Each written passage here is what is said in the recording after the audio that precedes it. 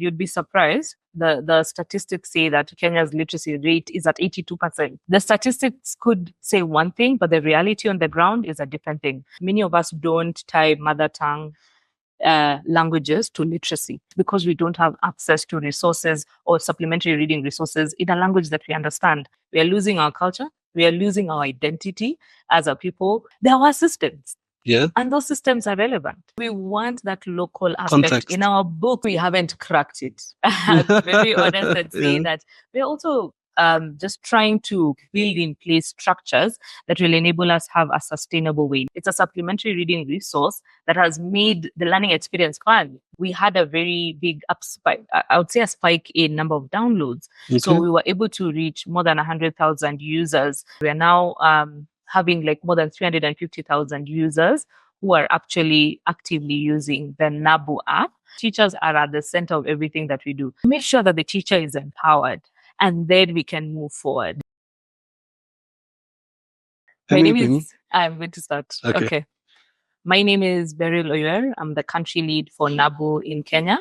Okay. NABU is a tech publisher of children's books. Okay. And we do so in mother tongue languages and bilingual languages. And we create the books and then we distribute the books via a free reading application, which is a traditional mobile app called the NABU Multilingual Kids Books app, as well as our web reader. And you can access our books in mother tongue languages for free on these platforms. And of course, we work with partners to ensure that our distribution and reach is enhanced through their programs. Okay. If we would start from the beginning. Yeah. Why NABU? Yeah, NABU came in. What was the problem you're trying to solve here? Yeah, so NABU came in at a very interesting point. Okay. Our co-founder, her name is Daniela, was doing volunteer work in Uganda. And one thing she realized was that a lot of children in the schools that are in Uganda, they did not have access to books. They didn't have access to reading materials. Okay. Yet, a lot of people in the area had access to mobile phones. So if the libraries don't have books and we have access to the mobile phone, how about we think about getting books into the hands of children through the devices that already exist? So, of course, granted, these mobile phones were low-cost mobile phones, but yes. Still, if you're able to be on WhatsApp, if you're able to be on Facebook, surely you can be able to get access to a book. And so NABU is solving that foundational literacy challenge. And I'm sure you know about the statistics, especially in sub-Saharan Africa, where we have children who are moving to the next level without having learned how to read and write, which already puts them at the back foot. And what are we doing to these kids? We're already condemning them to a future of failure because then we're telling them you're not good enough. But why are they not good enough? It's because they didn't have access to resources that can help them or just cushion them to be able to learn how to read and write in a language that they already know. So, for example, myself. So that's what NABU is solving. So why do we have this foundational literacy crisis? It's because we don't have access to resources or supplementary reading resources in a language that we understand. How about we create those books and work with local creatives to do so? Because we also want that cultural nuance. You don't want someone from the West coming to create a book about, how traditionally we preserve meat. It wouldn't resonate, right? Yes, true. So we want that local aspect. In our books, we want that local context. You will see famous roads in Kenya. You will see our statues. You will see things that Kenyan children can relate to and now available through a tech platform. Then our books are curated to that country. So the first books you'll see if you're operating through a Kenyan mobile phone is that then you'll be able to see Kiswahili books come up first, as compared to if you're in Lagos, then you will get our Igbo collection, Hausa or Yoruba. If you're in Rwanda, you will get Kinyarwanda first. Yes, but you still have access to all these other books. But now the ones that will be prominent for you based on your location would be the language in your area, the predominant language in your area. So currently, how do you translate these books to these languages? Do you use a team of translators? We currently use translators who are then able to translate to the local dialect. We have a rigorous process. So we even have a creative workshop where our translators then go through the NABU way. So once you've done the translation, of course, we have quality assurance checks, we have proofreaders, just to ensure that we're actually getting the right expression in a mother tongue language. And we're not trying to just translate word for word, but we're trying to translate the concept and allow it to be authentic and original to that region. Yes. Okay. But I know AI solutions have come up. I believe there's one organization is out in South Africa called Vambo. And I know they use AI to do translations. They've been trying to do some with Kiswahili. I don't think they're at the level where they can fully trust AI. Yes. But it's something to explore. That's something we are also thinking about, because that will allow us to scale to as many Kenyan languages as possible. Yeah. Yes. And considering Nigeria has 250 languages, right? Yeah. It's a long journey, right? Yeah. But I would ask you, what are the challenges you faced in this journey? So for us, that has been really a big challenge. But what we're trying to do is change that mindset and try and show our people that that language that you're already speaking to your child at home is what is going to help them build on that literacy. So we have a lot of people who have shunned their mother tongue languages. Even now in the urban area, very few of us speak to our children in mother tongue. But what are we doing? We are losing our culture. We are losing our identity as a people. How are we going to preserve those things that we used to have? Yeah. So our biggest challenge has been that buy-in from the society to see that, imagine that language that you speak at home is good enough. Because what were you doing before we were colonized, and many of African countries were colonized? True. What were you doing? How are you expressing yourself? How are you preserving food? How are you doing farming? How are you doing governance and all these things? There are systems. Yeah. And those systems are relevant. And so for us, that mind shift of showing people that you can actually be literate in your mother tongue, and that can help you even bridge that gap to go into other foreign languages. Another challenge has been infrastructure. We don't have the key infrastructure, in our schools, at home. Most of our solution is based in a mobile phone, right? So parents are the ones who own these phones. So if a parent is going to work very early, coming home very late, children are not getting the opportunity to read. But now they want to lock them up so that, our government recently did digital literacy program where they supplied tablets to schools. Over 1 million tablets were supplied. I'm so sure the reports have been written. It could be skewed towards the government and so on and so forth. But there's a silver lining in all this. For all those who have embraced, and I've seen a lot of young teachers who are embracing a lot of edtech solutions in the classroom, because that's also another issue, right? Yes. Younger teachers know technology is a tool. They're not looking at it as a competitor, because you can never replace a teacher. You can never replace a teacher. So they're looking at it as a tool to make their work easier, right? A lot of that has been happening, and we are seeing it grow in leaps and bounds. Okay. Are you looking to get into specialized devices? So devices like the Kindle that would be maybe more durable and then easier to manage and things like that. Are you looking towards that currently? No, currently what we are doing is we are adding value to others who already have those Kindles and already have those programs. Just because we have invested a lot in the tech itself, we are the logistics of device distribution then become a hindrance. But if I'm to work with an edtech organization, let's say that is based in Turkana, and they already have Kindles, NABU does not have to be in Turkana, the northern parts of Kenya, but they can already integrate our solution as part of what they have. So we are looking at doing more collaborative work as compared to just going out in silos. Yeah. So could you share some statistics and metrics to highlight the progress or the impact that you've had within the last few years? And then if you could give us maybe an example of a particular, That's a very interesting. So NABU officially started operations in Kenya in 2020. It was a challenge, but it was also a great opportunity. A lot of schools were closed. Parents, guardians, teachers were looking for resources to keep these children engaged, because, as you know, the longer they stay out of school, you lose a lot of learning. So what we've seen is that during that period, especially 2020 to 2021, we had a very big spike. I would say a spike in number of downloads. So we were able to reach more than 100,000 users. In fact, within 2 years of folks who are just downloading, wanting to know, what is this app? How can I use it? How can it better my child's learning journey? So in terms of users, we've grown in leaps and bounds, and we are now having like more than 350,000 users who are actually actively using the NABU app. So we are not just counting single users, because what we realized is that devices are shared. So in schools, it would appear as one device on our side, but then, the students are 30 or 40 in a class. In fact, the average in a public school is about 70 learners in a class. So we're able to get that offline number, and we're also able to track analysis on our side, on our end. Another thing that has happened is that we've been able to develop a catalog of books of 210 books. Okay, lovely. Speaking about funding, right?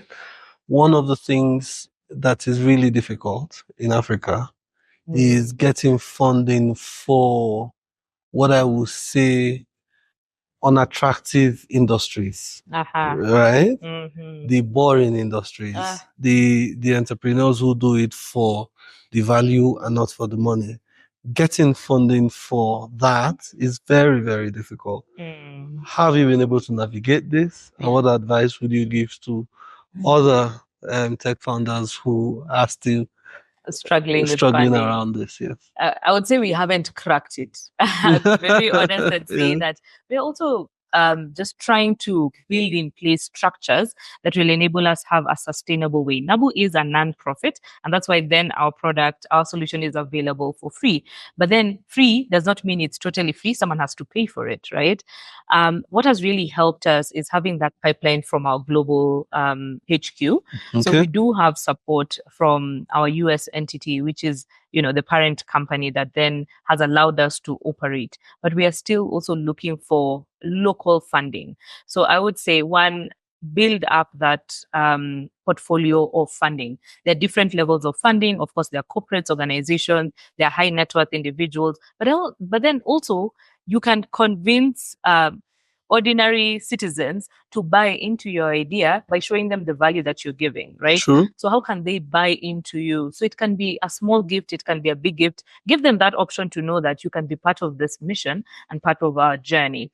In terms of advice, I would say have in place mentors. I think mentors in the space, mentors in the edtech space have really helped us grow. One, because they can help you navigate some challenges that you don't need to go through. So some of those common pitfalls that startups have to go through. If you're in an ecosystem, don't work in silos. In other words, don't work in a silo. So let's be open to working with each other. I think collaboration will take us further as compared to other industries like fintech, which then it's very cutthroat and competitive. For us, I think we're all working for the child. So let's see how we can benefit that child. Benefit that child, yes. Yeah. Okay, so looking at the issues why you started. Yeah. What does success within the next few years look like, right? Yeah. So let's say there was a literacy rate of, let's say, for example, 40% or 30%, right? How are you looking to close up? What's that metric or that KPI that you're looking at within the next 5 years? Yes.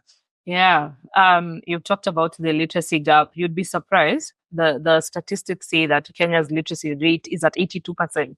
So meaning we're doing really good, but it's not the truth. On the ground, children are being moved from one level to the next without having acquired the specifics that they need to be able to succeed or now comprehend what they're learning. So you'll find a lot of children in advanced ages who are not able to even write their name. So the statistics could say one thing, but the reality on the ground is a different thing. So for us, success would be, and we have a very ambitious goal of reaching 1 million Kenyan children by 2025, which is, in a few months. Yeah. The reason why we want to do that is that we want to ensure that at that foundation level, we have a strong foundation. And whatever success looks like, for us, it doesn't mean that you have to be a doctor, an engineer, etc. It is, are you able to function at your optimal best? And what tools do you need to function at your optimal best? And how can NABU ensure that children are able to move from one level to another, being confident that they are able to read and write to their full potential, whatever that potential looks like? Yes. I think that's the goal here, is not to go yourself. Collaborate. True. Talking about collaboration, how has the fellowship, the accelerator program, how has this fellowship helped you? being chosen as part of cohort 2 of the Mastercard Foundation EdTech Fellowship has really been a game changer for NABU. So before we were just an EdTech publisher, so we publish books, but now we are transforming into an EdTech platform where we are introducing personalization. So now when you enter the NABU app, you'll have a pre-test and you'll be able to know, okay, what level of reading is your child at before then they are able to be promoted to the next level. Or maybe we recommend books that can support them to read and, gain on that literacy aspect. Or maybe they need to go a level down and start from the foundational level. So we have different levels of books. Level 1 would be have more pictures, less words, and then of course the complexity goes as the levels advance, right? So that has really helped us rethink our model, introducing learning sciences. We want to get learning outcomes, but we didn't have aspects of learning science. But now through this accelerator program, we are able to introduce them to benefit both the child and the parent, because parents want to see, is my child making progress? Yes, I've downloaded this tool. Is it adding value to my learner or my child, right? So those are some of the things that we want to do. But apart from that is that funding aspect. Now we're able to scale. Through this program, we've been able to get some funding that has enabled us to do, apart from that, mentorship. I mean, the different categories, things that we never used to think about, but now we are really focused on something like safeguarding by design. You start from the beginning. It's not safeguarding does not just mean giving out some forms, consent forms for people to sign, but it's even how are you designing your solution in a way that you ensure that children are actually safe as they use, and parents can be confident and teachers can be confident to allow learners to use our solution. So there have been many opportunities to even pitch NABU at different festivals that have opened us up to new stakeholders, new partnerships that we've seen come about just being part of this fellowship. That's lovely. Very, very, very, very impressive. So you talked about personalization. Yes. Right? Yes. I believe kids learn at different levels. They do. Right? What are the steps you're taking now to ensure that you don't put all the kids together in one category and say, hey, this is a document for all of you, right? How are you separating that now? So because there are kids that are dyslexic, there are kids that are autistic. Absolutely. How are you incorporating all of this? It's interesting. I would say we haven't reached that point of, adapting it to, I would say, how can I put this? So the personalization for us before used to be, this age, you're supposed to be reading books at this level, but that's not the reality. As I mentioned, there are children who are even grade 8, who should be transitioning to high school, who cannot even write their names. So these are children who need them to start from the beginning, right? So our personalization model is more of like, we will have a pre-test. So every user will get an opportunity to do this pre-test. And then based on your performance of this pre-test, then we're able to place you at a certain reading level. It's not to shame you, but it's to help advance that child to reach a level where we can say they're actually literate. In terms of having and incorporating tools to support learners with various forms of disability, that's the next step. So what are we doing? We are not experts in that.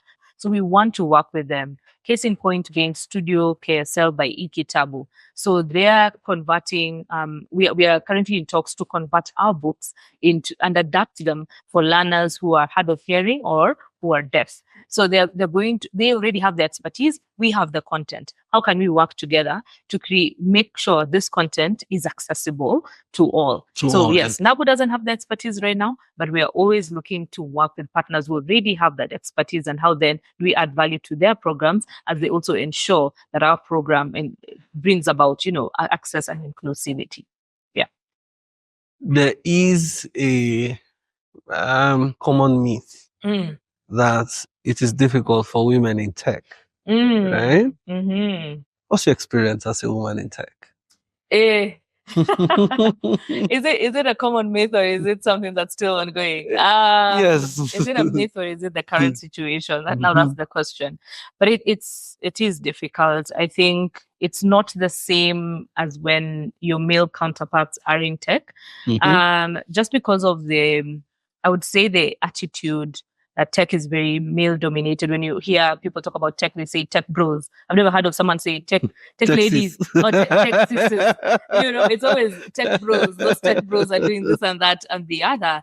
And so that connotation of tech is just coding and it's ones and zeros, and women are not built for it, or they're not interested in that. Or even when you look at movies, you see magazines, it's always someone who is in his room, a guy who's either, just crunching numbers, spending time in the garage. The typical stereotype. Those stereotypes are too many, right? And so they're quite a number. So, and they still apply. I mean, when you tell people you're in edutech, they're like, what do you mean? What is edutech? Please break it down. And like, when you talk about fintech, everyone gets it. I mean, we have M-Pesa that has gone global.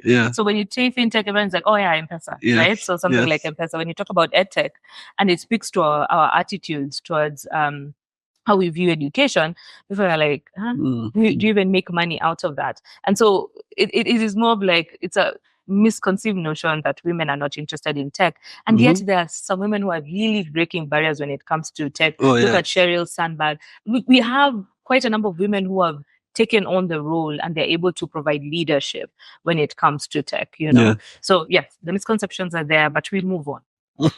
They'll catch up with us. Okay, that's cool. So, say you become the education secretary tomorrow, or the education minister. Give us 3 things you do differently. Oh, wow. The first thing is to empower teachers. Oh, my goodness, because teachers are at the center of everything that we do. As I said, we can never replace teachers. How do we ensure that we are upskilling them for real? We talk about digital skills, but what our ministry or what our government thinks about digital skills is how to use a computer. Digital literacy is more than that. How can we empower teachers to use technology as a tool and not look at it as a replacement? So I would put a lot of emphasis on how we skill our teachers and how we allow them to continuously upskill, because technology keeps on changing and shifting. So how can we allow them to also be at a place where they're able to advance that knowledge to their learners, because they're also confident to do it? Because most of our teachers don't do it because they don't know how to use it, and they don't want to look, for lack of a better word, foolish in front of their students, right? So they won't embrace new tech if they don't know what I can use this for. So make sure that the teacher is empowered, and then we can move forward. Secondly, I think it's the school feeding program. Kids cannot learn if they're hungry. We have a lot of children who actually go to school to have a meal, meaning they really rely on this nutritious meal for them to learn.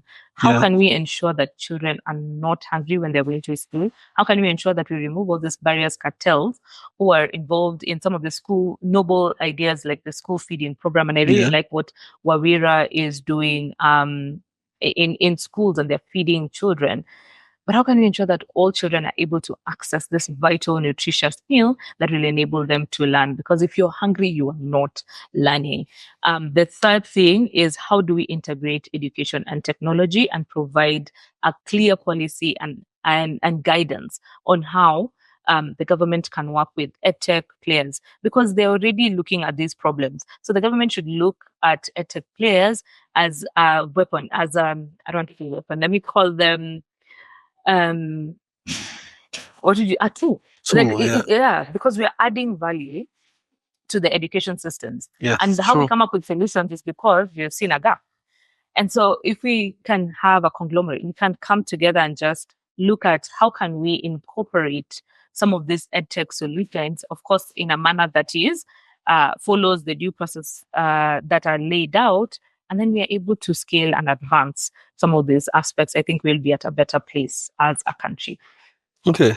Do you have any specific program, right, towards the girl child, right? Okay. Now, this is why I asked this question. Just like the misconception with respect to tech bros, there's also a misconception and an assumption that has come from the past about women not needing so much of education, right? I say it's a misconception from the past, but when you leave the city and you go to the hinterland, you see it's still a problem, right? Is there any program or anything you're currently doing to give that extra nudge to parents, or to give that extra nudge to the society and say, hey, you must take this deliberately? And I'm going to talk about the program that we're doing, but also I wanted to say there's been also an aspect of boy empowerment. We are over empowering the girl. And we're leaving the boy child behind. Oh, yes. So that's very controversial as well currently. And for us, we look at it as a holistic spectrum. So NABU has something we call special editions or special value editions of our books. One of the key pillars is girl empowerment. We are trying to make sure that our learners, especially the girl child, see themselves in our books. As I said, the reason why we work with local authors and illustrators is that we want to ensure that that cultural responsiveness is available in our books. So our books, you'll see girls being the class president, a girl who is breaking barriers, and she is the champion of riding bicycles instead of being the champion of just cooking or a cooking competition or whatever, or a ballerina, right?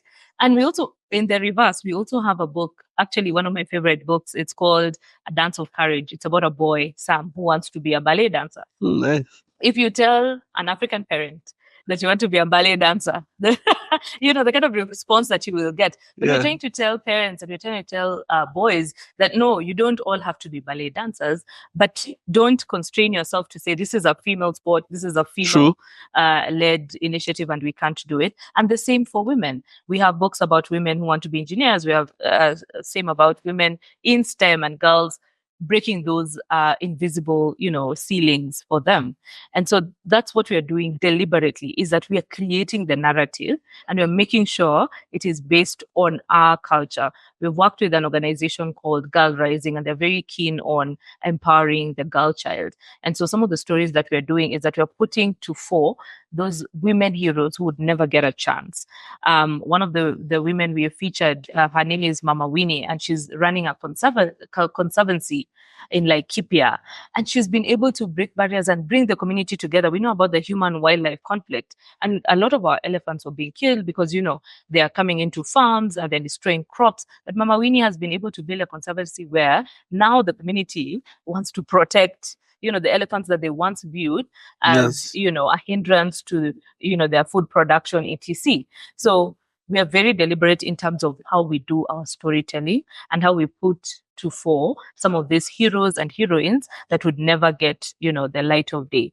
Yes. So that's what we're doing. But we're not leaving out the boy child. We also have books that are geared towards empowering the boy child. So we don't want to over-empower the girl and then forget about the boy child. Thank you very much. It's been a great time chatting with you. Thank you, Charles. Thank you for this opportunity.